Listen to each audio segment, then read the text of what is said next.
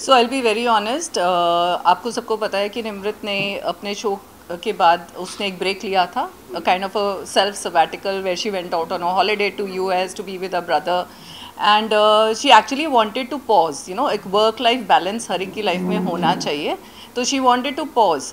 In the meantime of course she was approached for Bigg Boss and she deliberated upon it कि भाई ये नहीं कि एकदम से उसने करा। She took her time to look at the pros and cons and for us it was very important that for me it was like opportunity doesn't knock your door twice, you know, and of course she has to be comfortable about it, which I think she was after some time when she started talking and she started having meetings. So then I think we weren't living together, in the sense she was in Mumbai and I was in Delhi, but we would connect on and off. So there was no game plan as such because उसने काफ़ी seasons देखे ही नहीं है, because she was working 2018-19 के बाद, तो she was busy working. उसके बाद कॉलेज होता था, उससे पहले she was in 5 years in law school, so वो भी on and off common room में टीवी चल रहा है तो देख लिया। And when she finally signed it तो शी जस्ट टोल्ड मी कि मैंने रैंडम कुछ एपिसोड्स देखे वेयर शी फेल्ड हर एक सीजन के, just to get a feel what the game is all about, what the nuances are. And we never discussed what is a plan of action because she said मैं वो कुछ सोच के जाना ही नहीं चाहती because I really don't know what is going to come across. तो जैसी situation होगी I will handle it that way and I trust her because she is a very wise girl, mature girl. वो hostel में रही है 5 साल से, वो अकेले बॉम्बे में रह रही है पिछले 3-3.5 साल 4 साल से. So I know she can take care of herself. And इसलिए मुझे कभी वो उस बात की टेंशन नहीं हुई थी कि she will not be able to handle it. And as far as plan of action is concerned, honestly speaking, there wasn't any plan. I don't think so. मुझे कोई ऐसा टास्क लगा ही नहीं कि उसने 100% नहीं दिया, because she's a fighter. Like मुझे उसको देख के उसके कॉलेज डेज याद आ रहे हैं. So entire schooling कॉलेज में वो इतनी एक्स्ट्रा करिकुलर एक्टिविटीज़ में पार्टिसिपेट करती थी, वेदर इट इज़ बास्केटबॉल और वेदर इट इज़ एथलेटिक्स. वो थोड़ी टॉल थी और you know, and she would always be there.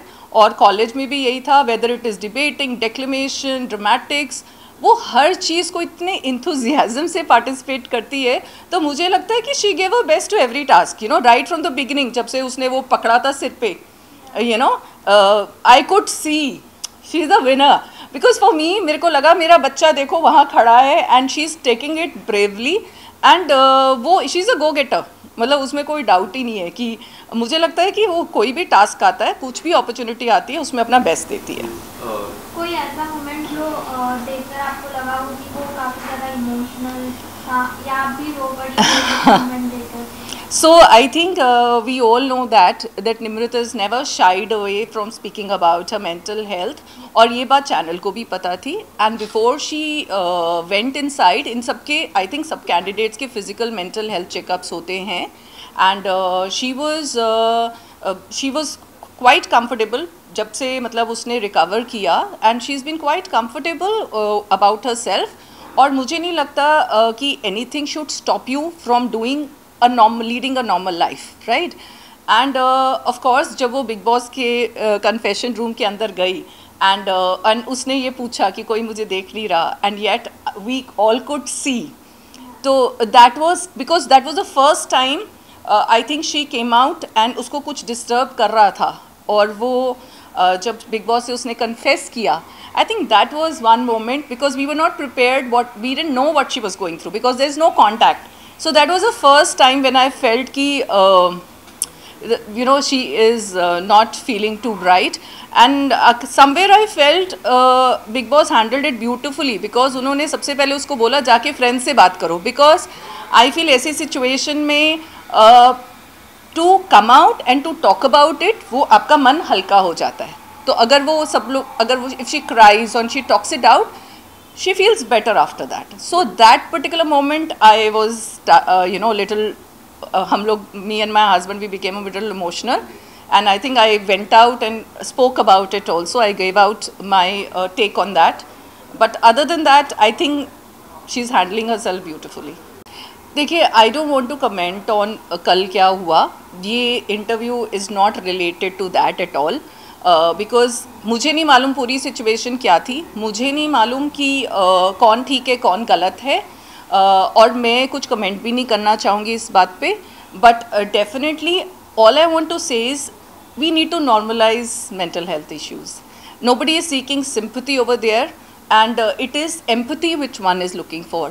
और मुझे जो घर के अंदर हुआ उस सिचुएशन से इतनी मुझे लगता है मुझे नहीं इफ़ेक्ट हुआ, बिकॉज जब उसको कुछ ऐसा होता है तो मैं लाइव फीड चेक करती हूँ, या मैं उसी शो में उसी एपिसोड में they showed that she was fine, तो that gives me the strength कि नहीं, शी इज़ हैंडल्ड इट. उस टाइम पे मोमेंट्री जो हुआ, but she is fine now.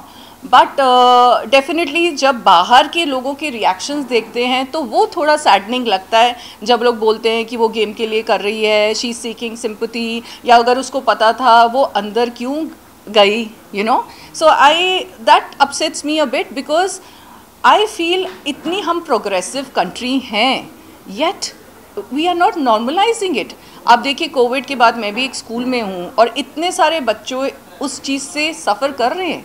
All they are looking for is compassion. कोई सिंपैथी नहीं सीख कर रहा और कोई जीना नहीं छोड़ देता.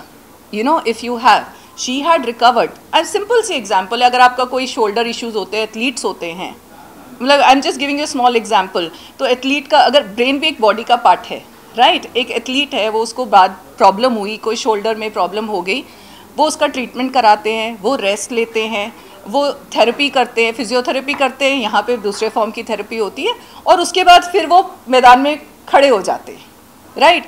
लेकिन अगर उसी जगह पे बार बार इंजरी होगी या उस सिचुएशन, मुझे लगता है बिग बॉस का घर ऐसा है कि वहाँ पे सबका इमोशनल ऊपर नीचे हो रखा है, बाकी कंटेस्टेंट्स का भी हो रखा है, बट बिकॉज उसको उस जगह पे पहले जैसे इंजरी हो रखी है, तो वो थोड़ा सा डिफरेंट वे से वो रिएक्ट करती है, और वो इस बात का शेयर कर रही है सबके सामने.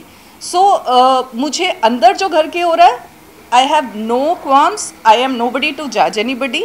जो बाहर रिएक्शंस आते हैं उससे मुझे लगता है कि हम as a country are we ready to accept that mental health is normal. मुझे ये लगता है कि I think it takes a lot of courage. She is got inspired by Deepika Padukone.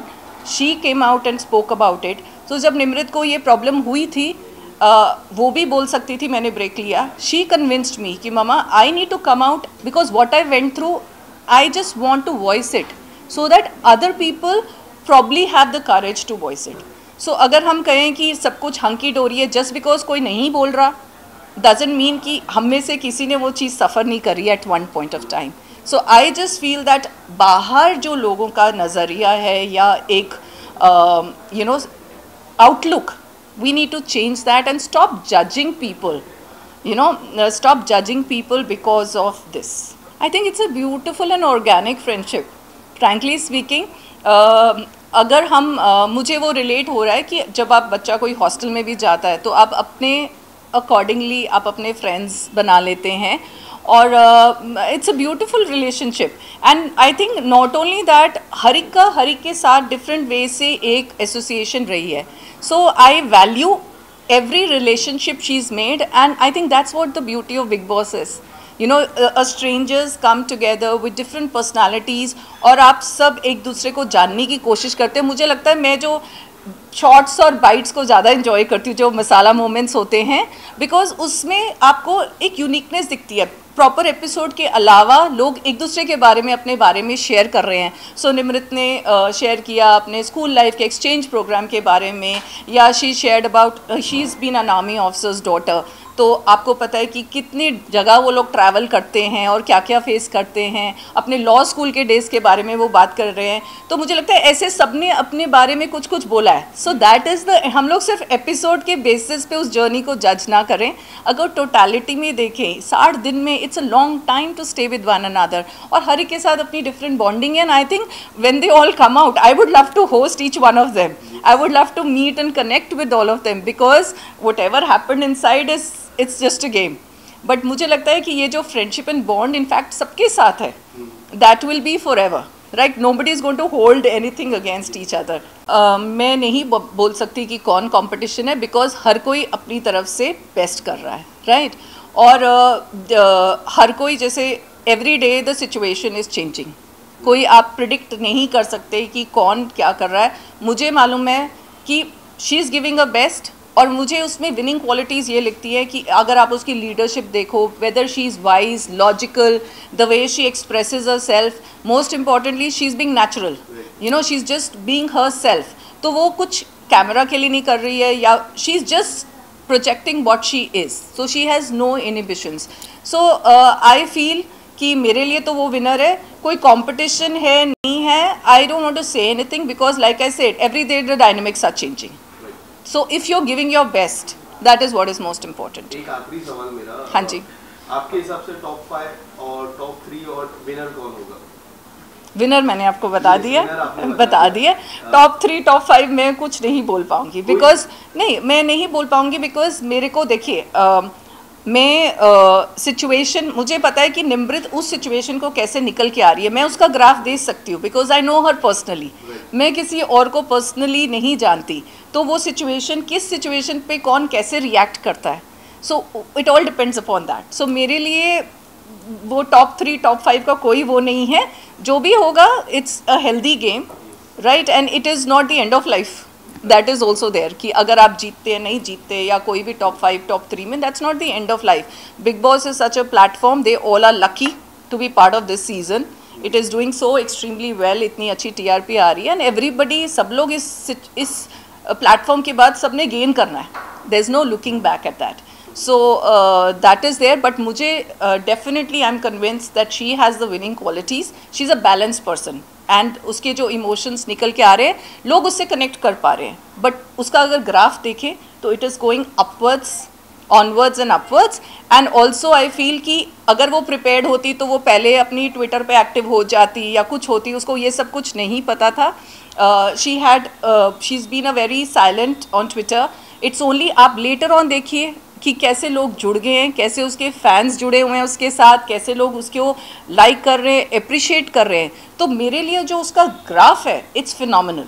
Because अगर वो प्लान करके गई होती तो वो ये सब चीज़ें पहले केटर करके गई होती. तो she did not, neither were I prepared. I join Twitter only for this. So whether it is social media, जितना लोग लाइक कर रहे हैं, बाकी के एक्स कंटेस्टेंट्स उसको लाइक कर रहे हैं, या जो लोग भी अदर को stars, everybody is appreciating a game. So I honestly feel that she's the winner. Thank you so much, madam. Thank you.